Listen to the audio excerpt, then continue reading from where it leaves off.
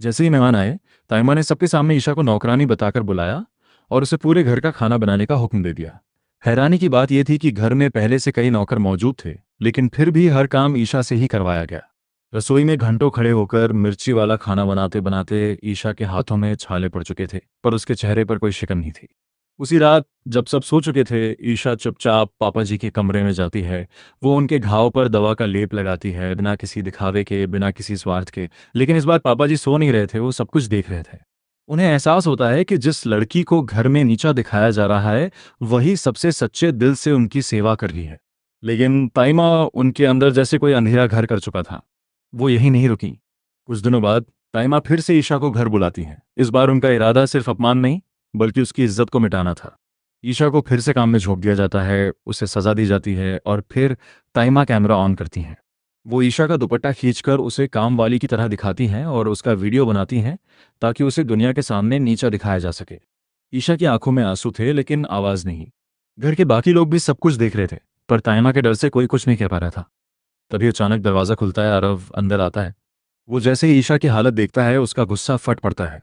वो ताइमा पर हाथ उठाने वाला होता है कि पीछे से सूरज उसका हाथ पकड़ लेता है।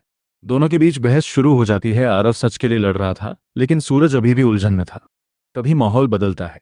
सूरज की नज़र ईशा पर पड़ती है, उसकी टूटी हुई हालत, उसके आंसू, और शायद पहली बार उसे सच्चाई दिखती है।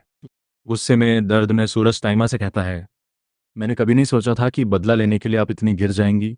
मैं सब कुछ सह सकता हूँ, लेकिन अगर ईशा जी की इज्जत पर बात आई तो मैं पूरा ब्रह्मांड हिला दूंगा।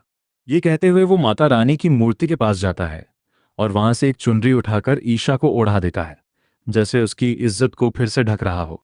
तभी बाबा जी बाहर आते हैं और सबके सामने सच्चाई रखते हैं।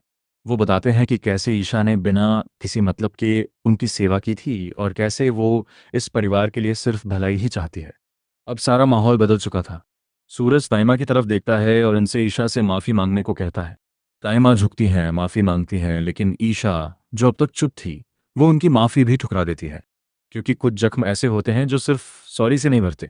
अंत में बाबा जी ईशा और सूरज के सिर पर हाथ रखकर कहते हैं, बेटी, बीती बातों को भूल जाओ और एक नई सुबह का स्वागत करो। अब सवाल ये है, क्या ये नई सुबह सच में उनके रिश्ते को जोड़ पाएगी, या फिर आकाश कोई नई चाल चलेगा जो सब कुछ फिर से तोड़ देगा? अपनी राय कमेंट में ज़रूर बताना, और अगर वीडियो पसंद आया हो तो लाइक और चैनल को सब्सक्राइब करना मत भूलना।